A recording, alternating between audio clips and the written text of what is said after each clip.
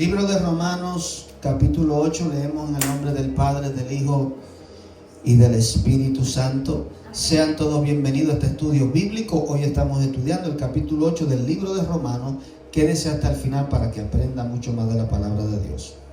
Dice: ahora pues, ninguna condenación hay para los que están en Cristo Jesús, los que no andan conforme a la carne, sino conforme al Espíritu. Wow. Hoy este capítulo queda como anillo al dedo. Hay mucha gente que dice este versículo como: ahora pues ninguna condenación hay para los que están en Cristo Jesús. Pero dejan la otra parte. La otra parte lo dice claro. No hay condenación primeramente para los que estamos en Cristo. Ya estamos en Cristo, ¿sí o no? Amén. Ahora, los que no andamos conforme a la carne. Los que andan conforme a la carne, según el capítulo 6 de Gálatas. Déjame. En el libro, lo voy a buscar ahora mismo.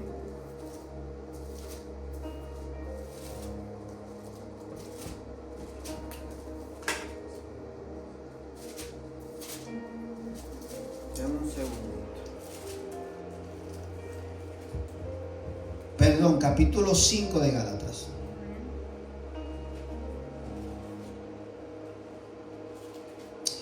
Donde habla de los deseos de la carne, las obras de la carne y el fruto del Espíritu. En el capítulo 5 de Gálatas dice eso. Los que no andan conforme a la carne quiere decir los que no andan mintiendo, los que no andan robando, los que no andan adulterando, los que no andan chismeando, los que no andan estafando. Las obras de la carne. Los que no andan conforme a eso, lo que la carne quiere, lo que la carne desea, la desobediencia a Dios. Para estos hay condenación, pero no hay ninguna condenación para los que andan conforme al Espíritu. Y luego dice cuáles son los frutos del Espíritu, que son fe, gozo, paz, mansedumbre, benignidad, templanza, paciencia. Cuando usted anda en fe, le cree todo a Dios. Y por lo tanto usted anda en el Espíritu. Cuando usted anda en amor y practica el amor hacia su prójimo, usted anda en el Espíritu. Cuando usted hace algo bueno, cuando usted da al prójimo, usted anda en el Espíritu. Cuando usted practica las cosas, las leyes del Espíritu, entonces para usted no hay condenación. ¿Por qué él dice esto? Porque anteriormente en el capítulo 7 él estaba hablando de las obras de la carne, que cuando él quiere hacer algo bueno, la carne lo impulsa a hacer algo malo. Entonces, esta es la enseñanza que Dios nos da. ¿Cómo yo puedo vivir una vida donde yo viva sin condenación? Cuando ando conforme al Espíritu. El Espíritu siempre quiere orar. El Espíritu siempre quiere ayunar. El Espíritu siempre quiere alabar y adorar a Dios. La carne le gusta el reggaetón. La carne le gusta la borrachera.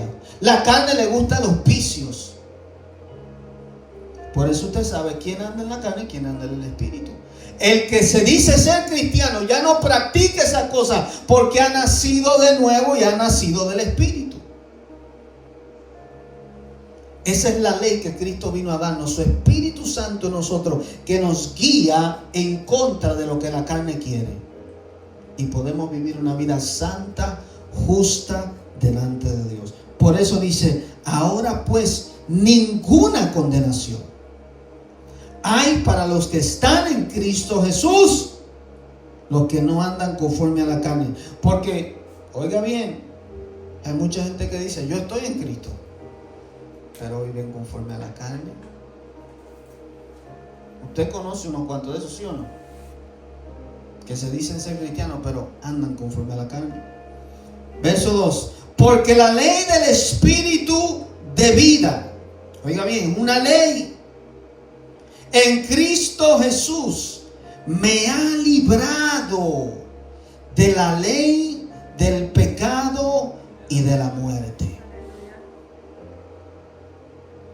Es lo que él ha venido hablando anteriormente. La ley, las obras de la carne que moran en mí. Pero ahora hay una nueva ley en el Espíritu.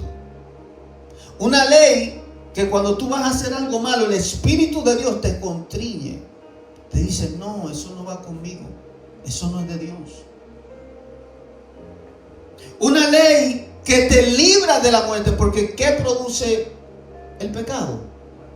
Muerte. Entonces Él te detiene, te dice, no, eso no lo hagas, eso no lo practique. Eso no me agrada, eso produce muerte. Y el Espíritu de Dios en nuestra vida es el que nos ayuda y nos libra de estas cosas. Por eso dice, porque la ley del Espíritu de vida en Cristo Jesús me ha librado de la ley del pecado y de la muerte. Porque lo que era imposible para la ley, oiga bien cómo lo dice, todo lo que estaban bajo la ley, era imposible que vivieran en justicia, porque era imposible para ellos guardarla. Porque lo que era imposible para la ley, por cuanto era débil por la carne, Dios, enviando a su Hijo en semejanza de carne de pecado, y a causa del pecado, condenó el pecado en la carne. Dios envía a su Hijo en semejanza de pecado, y allí en esa semejanza de pecado se hizo maldito por nosotros. Todo el pecado fue puesto en Él, y condenó Dios el pecado en la carne para hacernos libres de las obras de la carne, de la ley. Dice el verso 4, para que la justicia de la ley se cumpliese en nosotros, que no andamos conforme a la carne, sino conforme al Espíritu. Esto quiere decir que Dios, porque uno dice, ¿por qué Dios permitió que si nos salvó, que este cuerpo todavía sea pecaminoso? ¿Por qué Dios va a permitir que todavía tengamos y vivamos con este cuerpo que quiere el pecado?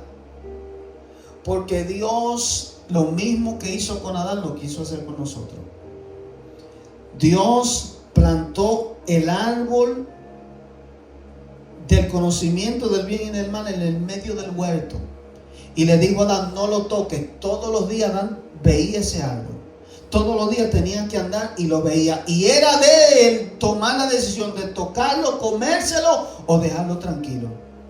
Así mismo nosotros, la carne todos los días nos incita al pecado. Pero la ley del Espíritu, sabiendo nosotros que desobedecer a Dios es muerte, nos apartamos del pecado. Decimos, no, eso no me conviene. Eso me mata. Dios dijo que si yo como de ese árbol, si yo toco eso, eso me va a matar, me va a dar muerte. Y Satanás todos los días está tratando de hacer lo mismo que hizo con Eva, de decirle, no, tú no vas a morir. Dios sabe que si tú comes de ese árbol, lo que va a pasar es que se te van a abrir los ojos. ¿Por qué? Porque a través de la carne se da cuenta el hombre que por los deseos de la carne y en la carne no puede obedecer a Dios. Que la ley de Dios se hace justa cuando una persona comete pecado en contra de su ley. Y el único que permanece justo es Dios. ¿Y qué nos queda a nosotros? Obedecer la ley del Espíritu y no la de la carne. Porque los que son de la carne piensan en las cosas de la carne. Eso es lo que sucede en el mundo. El mundo no quiere nada que ver con Dios. El mundo lo que constantemente es que busca las cosas del mundo, las cosas de la carne. Por eso dice, pero los que son de la carne piensan en las cosas de la carne, pero los que son del Espíritu, en las cosas del Espíritu. Eso es lo que hace la diferencia entre nosotros y el mundo. Eso es lo que, cuando usted lee ese versículo, usted se ve su rostro en la Biblia y dice, ¿quién tú eres? ¿Pienso yo constantemente en obedecer a Dios, en buscar a Dios, en sus negocios, en sus cosas? ¿O estoy pensando simplemente en las cosas de este mundo? Porque los que son de la carne piensan en las cosas de la carne. Pero los que son del Espíritu, en las cosas del Espíritu. ¿Y cuáles son las cosas del Espíritu? Lo hablamos anteriormente. Amor, paz, gozo. Quiero orar, quiero buscar a Dios, quiero predicar la palabra, quiero hablarle a alguien de Cristo, quiero hacer un proyecto, quiero hacer misiones, quiero hacer algo para Dios, quiero agradarle. Eso lo produce el Espíritu. Cuando esas cosas en ti mueren o no están vivas, es porque algo está pasando espiritualmente en tu vida. Algo está sucediendo. Esto me hace saber en qué posición estoy. ¿En qué lugar estoy en Dios? ¿Estoy yo pensando, estoy yo queriendo agradar a Dios constantemente, o estoy pensando en hacerme rico, en hacerme famoso, en que el mundo me reconozca? Quiero agradarle a la gente. Esto nos hace saber a nosotros quiénes somos. Porque el ocuparse de la carne es muerte, pero el ocuparse del Espíritu es vida y paz. Yo todavía no conozco a alguien que diga, cuando me levanté de orar, me levanté furioso. Cuando tú te levantas de la oración, amas a tu prójimo. El odio que tenía o el rencor que tenía hacia una persona se va. Porque en la presencia de Dios, en su santidad, no existe eso. Por eso cuando te ocupas del Espíritu, las cosas espirituales es lo que tú quieres. Amor, paz, gozo, benignidad. Puedo perdonar, puedo amar. Pero al ocuparte de la carne, por ejemplo, cuando alguien viene y te pone a hablar un tema del hermano, de cómo vino vestido, mira lo que hizo, y tú te envuelves en eso, en chismear y en hablar, eso es lo que produce en ti carne, muerte. Por eso nosotros nos alejamos de las cosas del mundo, porque ellas producen muerte, pecado. Por eso cuando yo entro a un lugar y hay una bachata, un reggaetón, una cosa, me irrita el oído, me molesta. Cuando una persona, estoy en el supermercado y una persona está hablando malas palabras y hablando F this, F that, me molesta. Porque no quiero que nada me contamine ni me aleje de las cosas de Dios. Cuando voy donde puede ser un familiar y el familiar mío está ahí, están tomando alcohol y están hablando cosas incoherentes, están hablando cosas mundanas, no puedo estar ahí, me molesta. Porque son cosas de la carne y yo no quiero que la carne o las cosas de la carne y del mundo me contaminen. Porque ocuparme en ellas, estar en ellas, estar envuelto en ellas, me mata. Dios es muy santo. Mas sin embargo, cuando una persona se convierte, la familia de una vez le dice, te volviste loco, tú eres un fanático. No te han dicho, te va a volver loco de tanto que lees la Biblia, ¿qué tanto tú buscas en esa iglesia? ¿Qué es lo que te pasa? Es porque conocimos que solamente en Jesús hay vida. Y en las cosas del mundo hay muerte. En Cristo tengo vida y tengo paz. Paz es lo que el hombre anda buscando en realidad.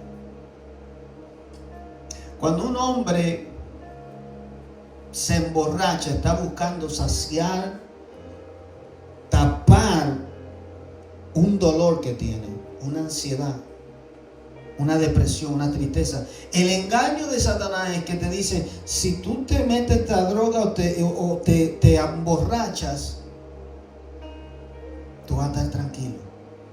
Al contrario, es un engaño, y lo que te viene más problema y más dolor. Ese es el engaño del enemigo. Porque el hombre anda buscando paz y el enemigo le brinda un momentito de paz a través de los placeres del mundo. la vanagloria de la vida, la riqueza. El hombre cree que a través de eso va a tener paz. Pero si vemos el ejemplo de los grandes magnates y grandes hombres ricos y poderosos, no tienen paz. Muchos de ellos se suicidan. Muchos de ellos se han metido en todo tipo de problemas porque Satanás te ofrece riquezas y poder, pero así mismo te lo puede quitar y te mantiene como una marioneta persiguiéndolo. Y solamente en Cristo podemos encontrar esa paz verdadera. Verso 7 dice: por cuanto la mente carnal es enemistad contra Dios, porque no se sujeta a la ley de Dios, ni tampoco puede. Por eso es que el Señor no viene primero y te doctrina o te ofrece la palabra como doctrina para transformarte. Lo que el Señor hace que dice: no, tienes que sepultarte. Hay que matar a ese hombre. Hay que matar esa mentalidad pecaminosa. Hay que matar a ese hombre que está viciado, porque él no puede ser domado. Hay que matarlo. El pecado hay que matarlo. Por eso Jesús lo tomó en él, y cuando su cuerpo muere, el pecado murió con él. Es el plan más perfecto, cómo Dios se deshizo del pecado. Satanás creyó que estaba matando a Jesús, y era Jesús matando el pecado, porque Dios no puede morir. Dios es eterno. Era Jesús en ese cuerpo para matar y destruir el pecado, para que ya no tenga poder sobre nosotros.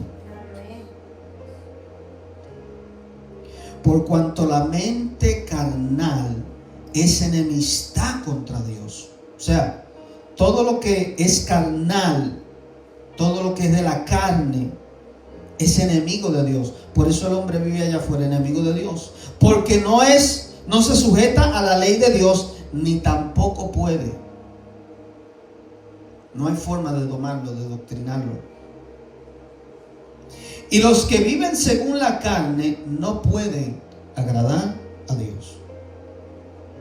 Por eso hoy, si hay alguna cosa que usted sabe que está haciendo conforme a la carne, córtela, porque no le agrada a Dios. No le agrada. Y usted sabrá con lo que está lidiando. Cada uno de nosotros tenemos luchas con ciertas cosas. Porque andar conforme a la carne no puedo agradar a Dios. Mas vosotros no vivís según la carne. Está hablándonos a nosotros, los hijos de Dios. Mas vosotros no vivís según la carne, sino según el Espíritu. Si es que el Espíritu de Dios mora en vosotros. Aquí él hace algo claro. Él dice: ustedes no viven conforme a la carne, si es que el Espíritu de Dios. O sea, que para nosotros verdaderamente, y eso hay que enfatizarlo en la iglesia, hay personas que, por ejemplo, los bautistas, ellos dicen: nosotros tenemos el Espíritu Santo. Dicen ellos. Y dicen: nosotros hemos sido bautizados en el Espíritu. Según dicen ellos. Pero aquí la Biblia me dice: mas vosotros no vivís según la carne, sino según el Espíritu, si es que el Espíritu de Dios mora en vosotros. Y si alguno no tiene el Espíritu de Cristo, no es de él. Ahora, ¿cómo yo sé que tengo el Espíritu de Cristo? Jesús dijo: por sus frutos los conoceréis. Y la Biblia habla lo que venimos hablando hace tiempo. Los que andan en el Espíritu, los que tienen el Espíritu, manifiestan el fruto del Espíritu. Lo repetimos otra vez: gozo, paz, fe, bondad, benignidad. Y es posible que una persona sin tener el Espíritu Santo practique estas cosas, ¿sabían? Porque en nosotros está la naturaleza pecaminosa, pero también está la naturaleza de Dios. La diferencia está cuando una persona es constante en esto. Cuando a una persona se le muestra una vida de devoción a Dios. Mas vosotros no vivís según la carne, sino según el Espíritu, si es que el Espíritu de Dios mora en vosotros. Y si alguno no tiene el Espíritu de Cristo, no es de Él. Por eso podemos decir claramente que los musulmanes que no creen en Cristo, que no tienen el Espíritu de Cristo, los judíos, los testigos de Jehová y muchas religiones que por ahí se dicen ser que van al cielo, no pertenecen a Cristo. Porque aquí Él lo dice claro, yo no puedo ir suena duro, suena fuerte, ¿sí o no? Pero aquí lo dice claro, el que no tiene el Espíritu de Cristo no es de Él. Y el que no tiene el Espíritu de Cristo puede que tenga el espíritu del anticristo, que es el que niega que Cristo vino en carne y que Cristo es Dios y que es Señor. Y eso es lo que muchas de esas religiones profesan, ¿sí o no? Pero si Cristo está en vosotros, el cuerpo en verdad está muerto a causa del pecado, mas el espíritu vive a causa de la justicia. El cuerpo está ¿qué? Muerto. Ahora, no es cierto que todos los días usted tiene que lidiar con el cuerpo y con la carne, que le dice, no hagas esto, no ore. No, en vez de tú decirle un Dios te bendiga, véngate de ese que te hizo algo malo. ¿Sabe cómo me doy cuenta que estoy muerto al pecado? Cuando no lo hago. No es que no vaya a sentir el deseo, la carne te va a incitar. El punto es en no practicarlo. Esa es la diferencia que tenemos en Cristo Jesús. Que en el mundo lo hacíamos y no teníamos remordimiento. Pero ahora en Cristo decimos, no, eso no me conviene. Por amor a Cristo decimos, no, yo no quiero eso, no quiero eso cerca de mí. Tú prefieres muchas veces pedir perdón estando tú en lo correcto para no buscar conflicto, porque tú no quieres que nada te saque de la comunión con Dios. Pero Cristo está en vosotros, el cuerpo en verdad está muerto a causa del pecado, mas el espíritu vive a causa de la justicia. O sea, que si yo practico justicia, el Espíritu de Dios va a permanecer vivo en mí. Si Adán, teniendo el Espíritu, por pecar murió, en este tiempo nosotros podemos volver a la muerte, ¿sabía? Si voluntariamente decidimos practicar el pecado. Pero si practicamos la justicia, si nos mantenemos en obediencia a Dios, el Espíritu de Dios se vivifica en nosotros. Y si el Espíritu de aquel que levantó de los muertos a Jesús mora en vosotros, el que levantó de los muertos a Cristo Jesús vivificará también vuestros cuerpos mortales por su Espíritu que mora en vosotros. Ahora, la pregunta es si esto que está diciendo Pablo es así. ¿Quién va a vivificar a aquellos que no tienen el Espíritu de Dios? Porque él está diciendo, Cristo resucitó porque él tenía el Espíritu Santo. Entonces, eso que se dicen ser cristianos, esas religiones que están allá afuera que se dicen que van a ir al cielo, ¿quién lo va a resucitar a ellos? Porque aquí dice que así como el Espíritu de Dios resucitó a Cristo por cuanto estaba en Él, si nosotros tenemos el Espíritu Santo, Él también nos va a resucitar a nosotros. Esa es la esperanza. O sea que no es simplemente confesar a Cristo y decir yo soy cristiano, es tener el Espíritu Santo. Por eso Pablo enfatizaba en esto y decía, ¿recibiste el Espíritu Santo cuando creíste? Es saber que el Espíritu de Dios vive en mí y que cuando yo muera, Él va a resucitar mi cuerpo. Él es que lo hace. Así que, hermanos, deudores somos, no a la carne, para que vivamos conforme a la carne. Porque si vivimos conforme a la carne, moriréis. Lo dice claramente. Mas si por el Espíritu hacéis morir las obras de la carne, viviréis. Y aquí hay una clave. ¿Cómo puedo hacer morir las obras de la carne en mi vida? Cuando por el Espíritu Santo hago morir las obras de la carne. Mientras practico las cosas espirituales, las cosas carnales mueren en mí. Por eso es que estar aquí, escuchando palabras, adorando a Dios, es importante. ¿Y sabe qué? La iglesia debería ser todos los días. Pero nosotros no podemos acostumbrarnos a depender solamente de la iglesia. Porque yo estoy seguro que cada vez que usted sale de aquí o del culto, usted se va renovado. Porque adoraste a Dios, oraste, le pediste perdón, te lavó, te limpió, te dio su bendición, saliste fortalecido. Pero entonces el día que no viene a la iglesia,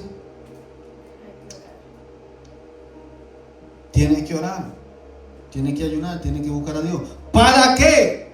Para hacer morir las obras de la carne por el Espíritu.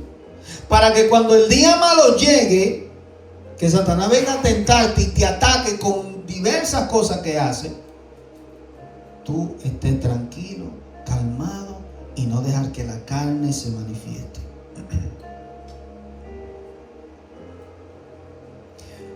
Porque si vives conforme a la carne moriréis, mas si por el Espíritu hacéis morir las obras de la carne, entonces viviréis.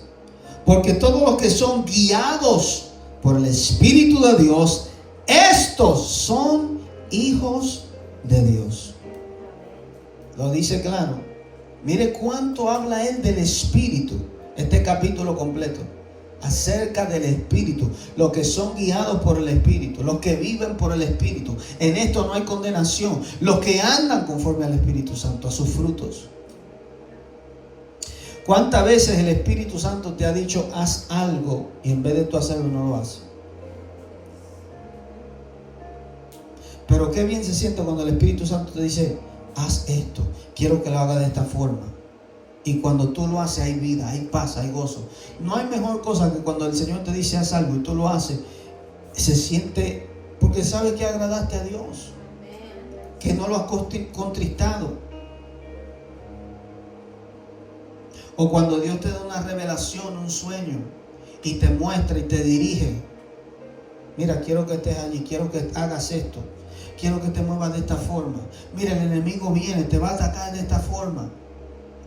Y Dios te muestra cosas en el Espíritu a través de revelaciones. Dice, estos son hijos de Dios.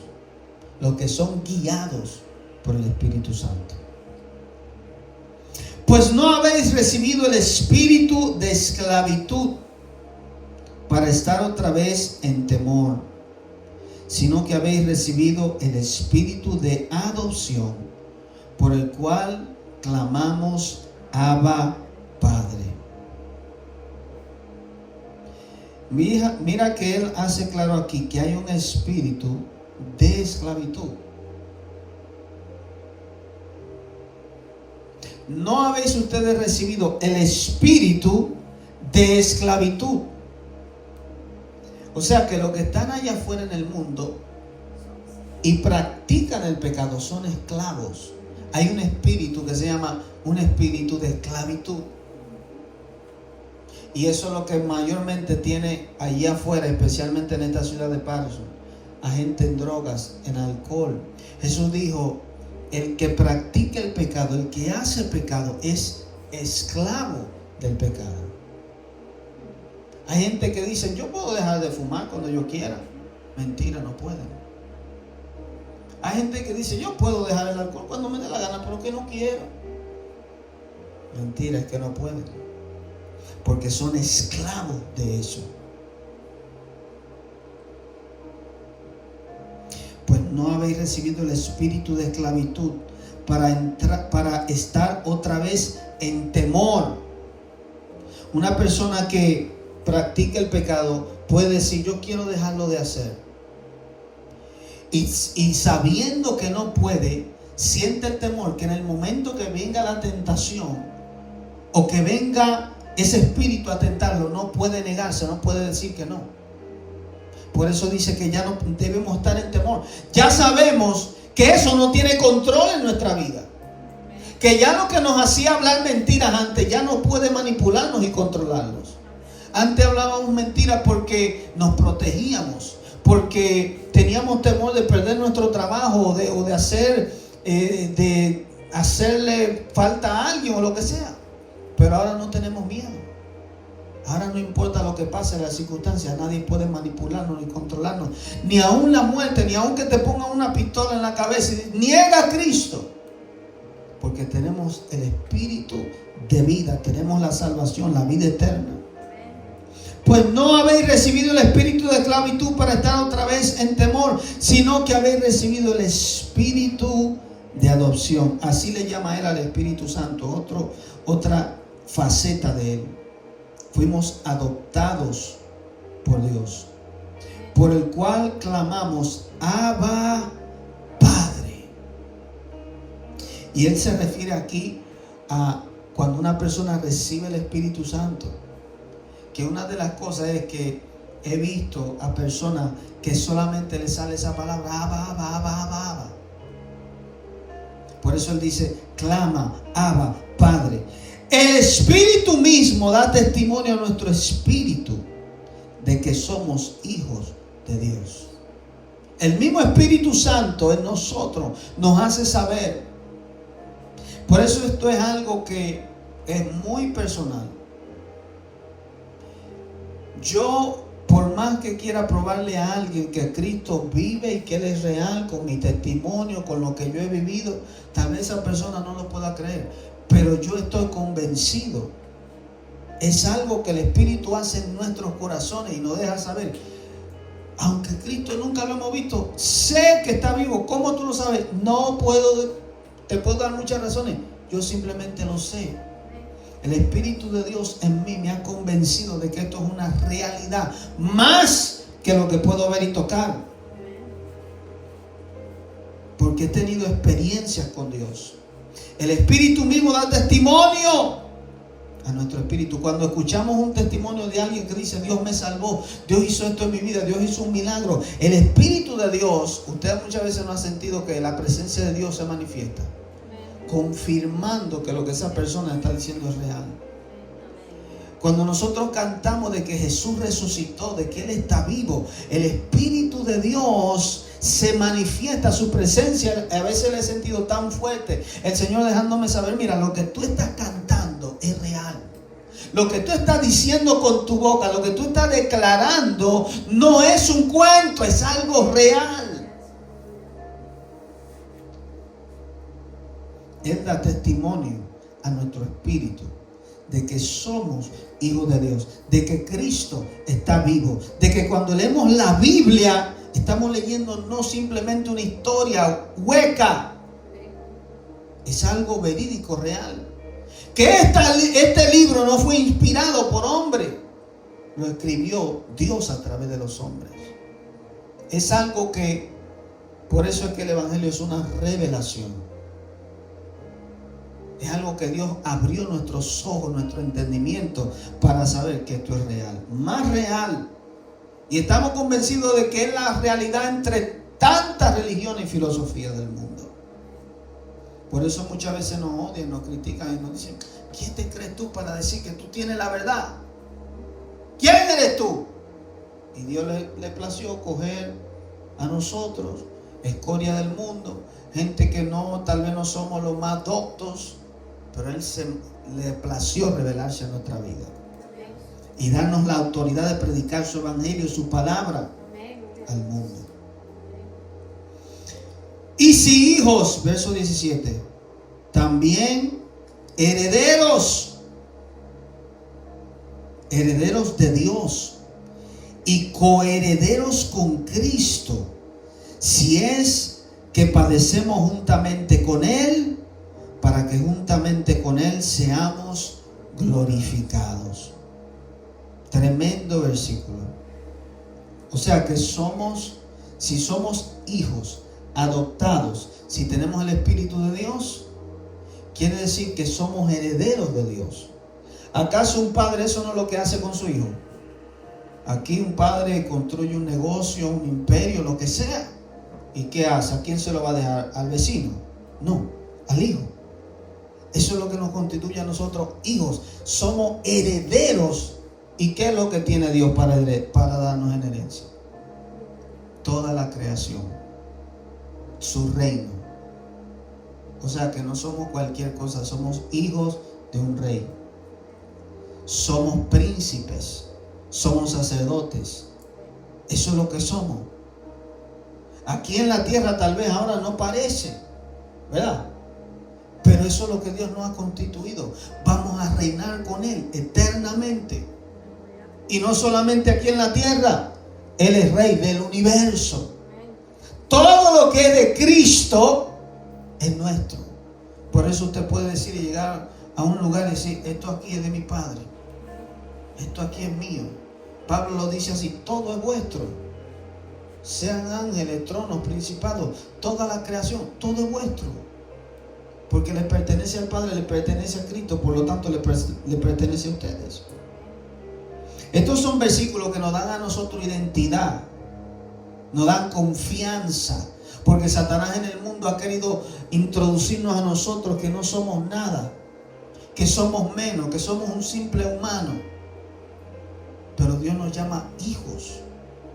Por eso yo te decía el otro día, decía Héctor, nosotros tenemos el trabajo más importante del mundo, aún más que un presidente. Tenemos el trabajo más importante, más que un diputado, más que un gobernador, porque los gobernadores hacen leyes y hacen cosas y tal vez bien, son temporales. Pero cuando tú le predicas el evangelio a alguien, tú estás salvando a alguien eternamente del infierno. Dios te está usando para que alguien no se pierda eternamente en el fuego, que es lo más valioso, que alguien pueda entrar al cielo. Es el trabajo más importante del mundo. Por eso botar nuestra vida y menospreciarla en este mundo, botar la fama, la riqueza, por seguir a Cristo, es más valioso que cualquier cosa. Aquí hay gente que se desvive por una carrera, que se desvive por un negocio, que se desvive por alcanzar metas en esta vida. No, esas cosas son pasajeras. Pero lo que lleva a vida eterna es este trabajo: enseñar a otros el evangelio, discipular personas, hablarle de Cristo a la gente, vivir una vida en santidad para Dios, en ejemplo, dar a través de mi vida que se vea que Dios existe, que Dios es real. Y si hijos, también herederos, herederos de Dios y coherederos con Cristo, si es que padecemos juntamente con Él, para que juntamente con Él seamos glorificados. Y sépase que dice: si padecemos. Hay muchas veces que no nos gustan esos versículos, ¿verdad?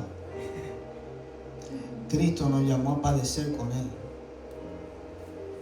Vivir aquí en esta tierra proclamando que Cristo es Señor nos cuesta muchas cosas, porque el mundo nos rechaza. Puede costarte tu trabajo, puede costarte amistades, y eso nos duele. Puede costarte familia con la cual tal vez tú no puedes estar porque no creen igual que tú. Vivir muchas veces aislados, vivir restringidos muchas veces de cosas que el mundo practica y hace y nos ven como locos. Sufrir por Cristo, pero es el precio. Esa es parte del precio. Y eso es lo que nos da la esperanza de que el dolor, el sufrimiento y lo que vivimos en este mundo un día se va a acabar y vamos a vivir en un reino glorioso con Él. Pues tengo por cierto que las aflicciones del tiempo presente no son comparables con la gloria venidera que en nosotros ha de manifestarse. Es lo que Él está diciendo. El dolor es temporal. El dolor es por este momento, el sufrimiento. Vivir en Cristo en un camino estrecho. En el mundo vivíamos como que nada es nada. Era el camino angosto, el camino ancho. Pero en Cristo Jesús es un camino que tengo que caminar con muchas restricciones, ¿sí o no? Hay cosas que yo quisiera hacer, no puedo. Las hacía en el mundo, ya no la puedo practicar. Eso me restringe a vivir una vida en un camino angosto. Pero ese camino angosto es que me lleva a la vida. Si vivo como me da la gana y como vivo el mundo, entonces me pierdo en el infierno. Esa es la realidad. Por lo tanto, vale la pena vivir en sufrimiento, muchas veces en dolor. Pero no se compara este tiempito que vamos a vivir aquí, que vivamos que hasta los 100 años, hasta los 80, 90. Ya ahorita eso está allí, ya yo voy por 40. Que vivir 40 años más para Cristo. ¿Para qué? Para entrar a la vida eterna. Vale la pena. Vale la pena. No poner mi salvación en juego. De que no, yo me voy a convertir a los 80. Sí, está bien. Así no. No, mi tiempo ahora en Cristo. Porque el anhelo ardiente de la creación es el aguardar la manifestación de los hijos de Dios. Porque la creación fue sujetada a vanidad, no por su propia voluntad, sino por causa del que la sujetó en esperanza. Porque también la creación misma será libertada de la esclavitud de corrupción a la libertad gloriosa de los hijos de Dios. Ustedes saben que Dios maldijo la tierra por causa de Adán. Lo que está hablando Pablo aquí, que aún la tierra, la creación, los animales, el mar, los árboles, todo lo que se ve aquí, que hasta ahora se ve bonito, tenía una mayor gloria. Y aún la creación quiere ser redimida y salva de esa maldición que vino a través de Adán. Porque todavía hasta el día de hoy la tierra produce cardos, como Dios la maldijo y dijo, ¿verdad? Antes la tierra no había ni que hacer nada y los frutos nacían. Ahora hay que trabajarla. Ahora si tú la trabajas mucho y siembras mucho, se pone estéril y no da. Hay una maldición sobre ella. Por eso la tierra muchas veces se abre y mata gente. Por eso hay maremotos, terremotos, porque la tierra está bajo esa palabra de maldición que todavía se dijo. Aún la tierra, dice Pablo, quiere ser salva y espera la manifestación de los hijos de Dios. Que seamos nosotros ya redimidos cuando Cristo venga y haya nueva tierra y cielo nuevo. Ni aún la tierra quiere vivir bajo esa maldición, bajo pecado. Ustedes saben que Dios, todo lo que Dios crea, oiga bien, en nuestra mente, esto es algo inanimado, ¿sí o no? No tiene vida, no tiene aliento, ¿sí o no? Pero Dios le habla al mar como si fuera una persona. Todo lo que Dios crea tiene vida, todo. Los árboles son una forma de vida. Ellos no hablan, no razonan, son una forma de vida. Los animales, aún la tierra, todo. Si usted ve microscópicamente, hay un mundo, un universo de criaturas y de cosas que componen todo este ecosistema. Todo lo que Dios creó está vivo. Por eso dice, aún la creación, la tierra espera la manifestación de los hijos de Dios.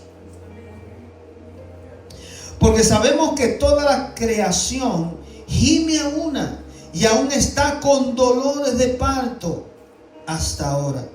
Y no solo ella, sino que también nosotros mismos, que tenemos las primicias del Espíritu, nosotros también gemimos dentro de nosotros mismos, esperando la adopción, la redención de nuestro cuerpo. Fíjense que no dice de nuestra alma, nuestro espíritu, dice de nuestro cuerpo. que queremos ser cambiados, transformados. Ya Dios salvó nuestra alma, nuestro espíritu. Pero ahora falta nuestro cuerpo. Este cuerpo todavía se envejece. Este cuerpo todavía le da dolencia. Hay algo que hay que entender. Por estar en este cuerpo todavía muchas veces nos llegan las enfermedades. Y no quiere decir que es porque pecamos, sino que todavía estamos en este mundo, en esta tierra.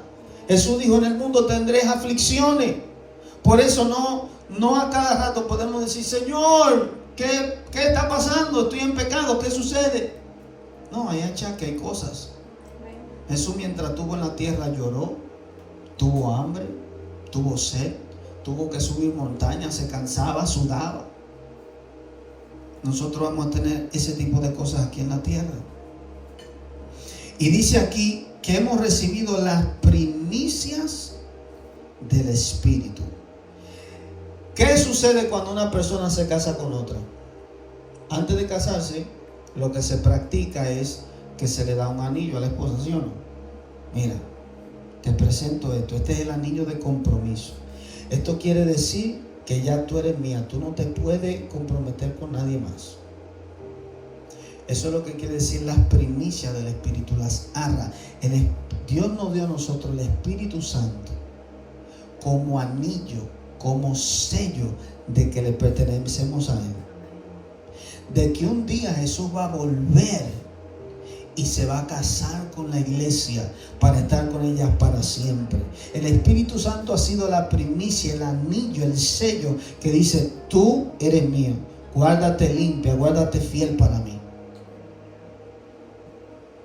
para el día que yo regrese. Dice la Biblia que Jesús es el novio de la iglesia. Por eso Pablo habla en ese término, en esa forma. Y no solo ella, sino que también nosotros mismos, que tenemos las primicias del Espíritu, nosotros también gemimos dentro de nosotros mismos, esperando la adopción, la redención de nuestro cuerpo. Porque en esperanza fuimos salvos. Pero la esperanza que se ve no es esperanza, porque lo que alguno ve, ¿a qué esperarlo? En otras palabras, fuimos salvos, pero todavía nuestra salvación no está completa. Aún no se ha completado. Está en parte, todavía estamos esperando, tenemos la esperanza de que Jesús va a regresar y vamos a ser transformados en nuestros cuerpos. Pero si esperamos lo que no vemos, con paciencia lo esperaremos. Y de igual manera, el Espíritu nos ayuda en nuestra debilidad. Pues, ¿qué hemos de pedir como conviene? No lo sabemos. Pero el Espíritu mismo intercede por nosotros con gemidos indecibles. Y esto es algo que es importante saber y entender. Muchas veces, por eso es importante que usted le pida al Señor: Señor, bautízame en el Espíritu Santo, bautízame con el don de lengua. ¿Por qué? Porque muchas veces nosotros no sabemos cómo orar, ¿sí o no? Hay situaciones que una persona me dice: bueno, mi esposo está enfermo y yo estoy pasando este problema financiero. Esos detalles simples no me dicen la raíz del problema. Pero si el Espíritu de Dios ora a través de mí, ¿verdad? Y estoy hablando en lenguas, en el Espíritu, en lenguas que hablan misterios a Dios. El Espíritu de Dios, que todo lo sabe, que me puede revelar el problema, entonces podría venir la solución. Y hay situaciones que nosotros también sucede en nuestra vida y pasamos: Señor, no sé cómo orar, no sé qué pedirte. Alguien, por ejemplo, que te hizo mal. Señor, ¿cómo oro? ¿Que tu venganza venga sobre él o tu misericordia? ¿Cuál es la oración?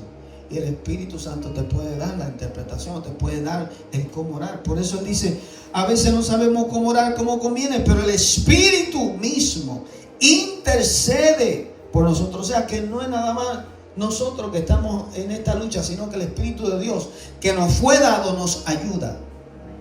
Por eso muchas veces usted tiene que decirle al Señor: Espíritu Santo, ayúdame. Señor, no sé qué hacer. No sé qué trabajo tú quieres que yo haga. Señor, no sé cuál es tu plan. Señor, hay decisiones que tú no sabes qué hacer. Espíritu Santo, dime, háblame, ¿qué hago? Y la Biblia dice que Él nos ayuda e intercede por nosotros.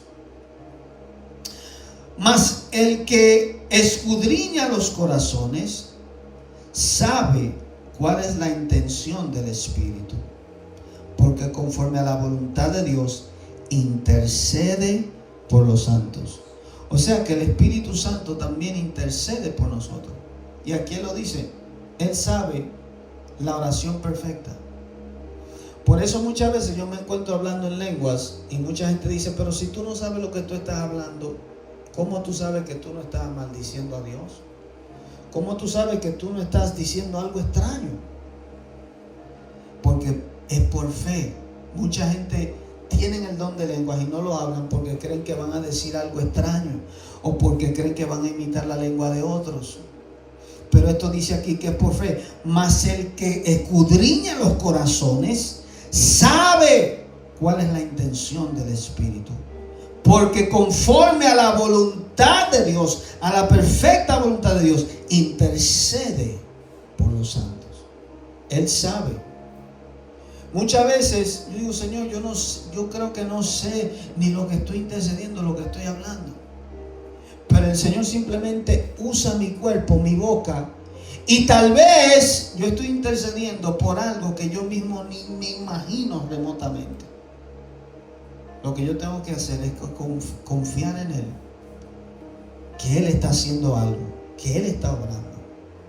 Hay peticiones y cosas que yo he visto que han llegado a mi vida que yo nunca oré por ellas, o creo yo que no oré, pero el Espíritu Santo intercedió por mí tal vez en un momento que yo no sabía que necesitaba eso.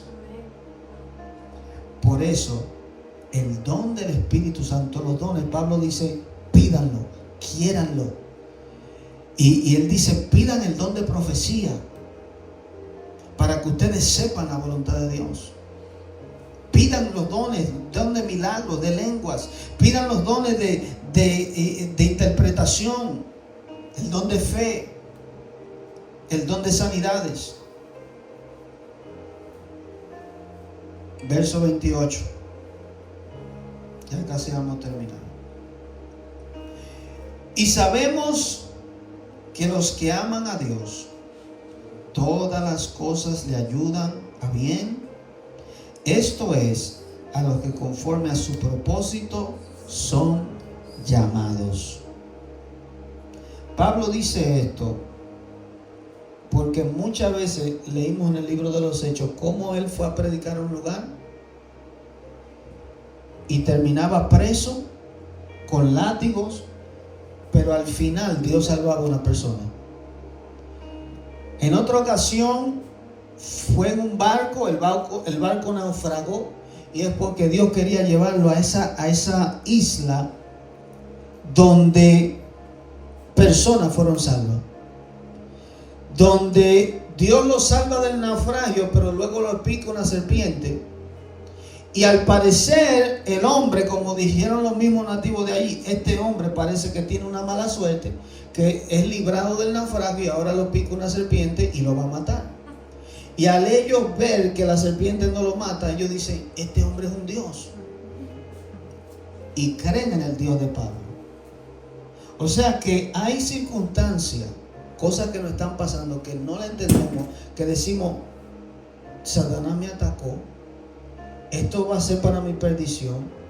Y al contrario, es algo que va a obrar para mí. Si tú amas a Dios y fuiste llamado conforme a su propósito, todo en tu vida, lo bueno y aún a veces lo malo, va a obrar para bien. Hay situaciones que tú tienes que pasar y circunstancias que son para moldear tu carácter y va a obrar para bien. Hay dolores y sufrimientos que cuando tú lo pases va a poder ayudar a otro a pasar esa situación. Va a obrar para bien.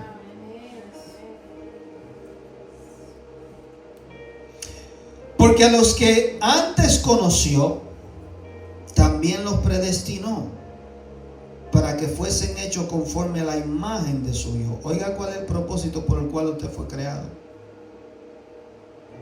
Antes de Dios crearte, ya Él te conoció. Ya Él sabía las decisiones que tú ibas a hacer. Y por esas decisiones que Él vio, Él dijo: este es mío. Voy a hacer en su vida cosas para que llegue al cielo. Porque a los que antes conoció, también predestinó para que fuesen hechos conforme a la imagen de su Hijo. Oiga, ¿por qué Dios te creó? Para que tú seas imagen como el Hijo de Él. Entonces, si tú naciste y existes, tu propósito es ser como Jesús. Ya no tienes que decirle a Dios: Señor, ¿para qué me hiciste? ¿Para qué me creaste? ¿Para qué estoy en esta tierra? Aquí lo dice claramente: para ser imagen de su Hijo. Y su Hijo aquí vivió sirviéndole al Padre, predicando el Evangelio, echando fuera demonios, sanando a los enfermos, haciendo milagros, haciéndole bien a la humanidad y dándose a sí mismo en sacrificio por ella. Ese es tu llamado. Porque muchas veces nos confunden y creemos: Señor, yo voy a ser pastor, yo voy a ser evangelista, yo voy a ser profeta, ¿qué es lo que yo voy a hacer? No, ser como su Hijo. Para que Él sea el primogénito entre muchos hermanos. Y a los que predestinó, a esos también llamó. O sea que si tú eres llamado, si Dios te llamó, ser llamado quiere decir que cuando te predicaron el Evangelio, tú aceptaste el llamado, obedeciste al llamado. Quiere decir que entonces Dios te predestinó, te cogió, te conoció. Y a los que llamó, a esto también justificó. Eres justificado. Y a los que justificó, a esto también glorificó. O sea que ya el plan está hecho. Ya Dios sabe tu final y tu destino. ¿Qué pues diremos a esto? Si Dios es por nosotros, ¿quién contra nosotros? ¿Sabe qué hace esa palabra? Que me da seguridad. Ya no vivo con miedo. En el mundo yo vivía con miedo. ¿Qué va a pasar mañana? Señor, me van a dar trabajo. Señor, voy a comer mañana. Señor, voy a vestirme de algo. Señor, mi familia Esas preocupaciones ya. Porque si Él me llamó, me predestinó, me escogió, Él me va a proveer. Él sabe lo que necesito. Él es mi Padre. Si Dios es por mí, no hay diablo, no hay demonio. No importa lo que haga el brujo, el satanista. No importa. No importa lo que hagan. Todo obrará para bien. Yo me preguntaba mucho tiempo: ¿por qué caí en aquella iglesia? ¿Por qué pasé tantas cosas en ese lugar? No entendía. Pero luego más adelante tú miras atrás y dices: oh, era para que yo aprendiera esto, esto y esto. Si Dios es por nosotros, ¿quién contra nosotros? El que no escatimó ni a su propio Hijo, sino que lo entregó por todos nosotros, ¿cómo no nos dará también con Él todas las cosas? Si Dios mismo no escatimó a su Hijo de dolencias, de sufrimientos, y si a Él, a través de todo lo que pasó, lo glorificó, lo sentó a la diestra del Padre, ¿cómo a nosotros también nos va a hacer lo mismo? ¿Quién acusará a los escogidos de Dios? Esto es una palabra que tú tienes que decírsela al diablo todos los días, porque él te acusa todos los días. Todos los días viene con una mentira nueva o vieja, porque él siempre practica la misma estrategia. ¿Quién acusará a los escogidos de Dios? Dios es el que justifica. En otras palabras, no me importa lo que me diga el mundo, quién me señale, quién me recuerde de mi pasado. Dios me justificó. Dios me salvó. Nadie tiene el derecho de juzgarme, señalarme por lo que yo hice en mi pasado. ¿Quién es el que condenará? Cristo es el que murió, más aún el que también resucitó, el que además está a la diestra de Dios, el que también intercede por nosotros. ¿Quién nos va a condenar? ¿Quién nos va a juzgar a nosotros? ¿Fue Cristo el que murió? Satanás no tiene argumento contra esto. Y este mismo Jesús, aparte de que murió y nos justificó, todos los días hace intercesión por nosotros. ¿Tú sabes qué me hace sentir eso? Seguro de que muchas veces nos viene la incertidumbre de que, bueno, hoy yo estoy viviendo en justicia, en obediencia, pero si mañana caigo. Y si mañana Satanás me hace un lío y una trampa y caigo en pecado. Hay uno que es abogado mío. Hay uno que intercede por mí todos los días.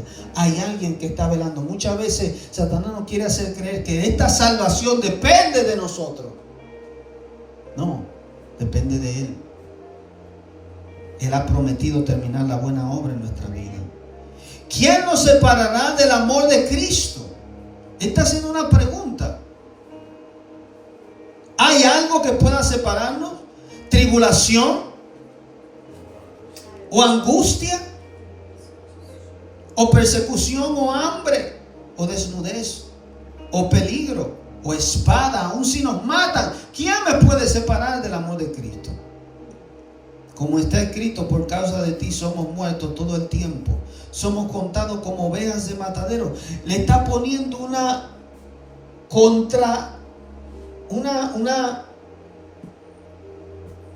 es como una anestesia o un paro a la muerte. Es decirle a la muerte, no hay nada que tú puedas hacer.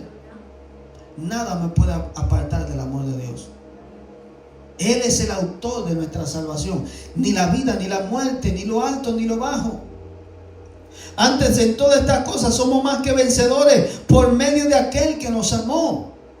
Por lo cual estoy seguro que ni la muerte, ni la vida, ni ángeles, ni principados, ni potestades, ni lo presente, ni lo porvenir, ni lo alto, ni lo profundo, ni ninguna otra cosa creada nos podrá separar del amor de Dios que es en Cristo Jesús, Señor nuestro.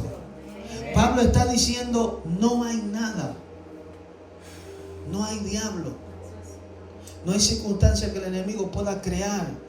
No depende de mí. Nosotros estábamos perdidos en el mundo y sin Cristo, y Dios nos rescató, nos fue a buscar, y con tiempo, circunstancias. ¿Acaso Él no es poderoso también para mantenernos hasta el día de la salvación? Pablo está diciendo, estén seguros de su salvación. Hay gente que tú le preguntas allá afuera, ¿tú estás salvo? Y te dice, no, nada más Dios lo sabe, yo no sé. No, esta palabra me hace entender que mi salvación no hay nada que me la pueda quitar.